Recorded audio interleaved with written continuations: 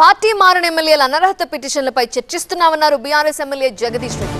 మరికొందరు న్యాయ కోవిదులను కూడా కలవబోతున్నామని తెలిపారు.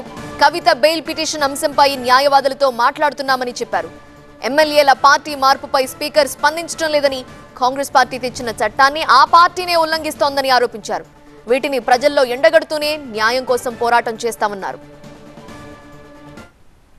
మా పార్టీ పైన గెలిచి మా పార్టీ గుర్తు పైన బిఫామ్ పైన గెలిచి పార్టీ ఫిరాయించిండ్రో ఆ ఎమ్మెల్యేల పైన ఉన్న డిస్క్వాలిఫికేషన్ పిటిషన్లకు సంబంధించిన విషయాలను కూడా వారితో చర్చ చేయడం జరిగింది. అదేవిధంగా ఇవాళ మధ్యాహ్నం బహుశా కేజ్రీవాల్ గారికి సంబంధించిన జడ్జిమెంట్ కూడా ఉన్నట్టుంది. ఈవినింగ్ కూడా తప్పకుండా ఇంకా ఇతర న్యాయ కోవిదులను కూడా కలుస్తాం. మా శాసన మండలి సభ్యురాలు కవిత గారి బెయిల్ గురించి కూడా ఇక్కడ న్యాయ కోవిదులను కూడా కలిసేది ఉంది. మేము ఆ పని మీదనే ఉన్నాం.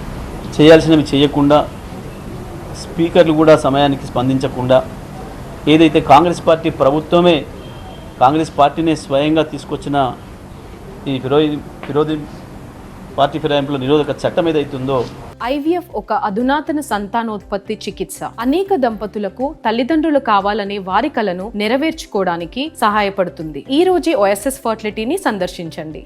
దానికి వాళ్ళే తూట్లు పొడిచి ఏ రకంగా చేస్తున్నారో, ఒక రాష్ట్రంలో ఒక తిరిగా ఇంకో రాష్ట్రంలో ఇంకో తిరిగా ఎట్లా ప్రవర్తిస్తున్నారో వాటి అన్నిటికీ సంబంధించి కూడా ఒకవైపు ప్రజల్లో ఎండగడుతూ ఉన్నాం. ఇంకోవైపు న్యాయపరంగా మాకు న్యాయం దక్కాల్సిన అవసరం ఉంది. కాబట్టి దాని కొరకు కూడా సుప్రీంకోర్టును కూడా ఆశ్రయిస్తూ ఉన్నాం. సుప్రీంకోర్టు ద్వారా కూడా మేము అక్కడ ప్రతి రాష్ట్రంలో హైకోర్టు నుంచి వెళ్ళి జడ్జిమెంట్ అనుకూలంగా వస్తుందని అనుకుంటున్నాం. ఎందుకంటే అక్కడ హైకోర్టులు కూడా వేరే వచ్చి మాట్లాడినారు కాబట్టి వారితో దానికి సంబంధించిన మిగతా విషయాలను కూడా మాట్లాడడం కొరకు ఢిల్లీకి రావడం జరిగింది.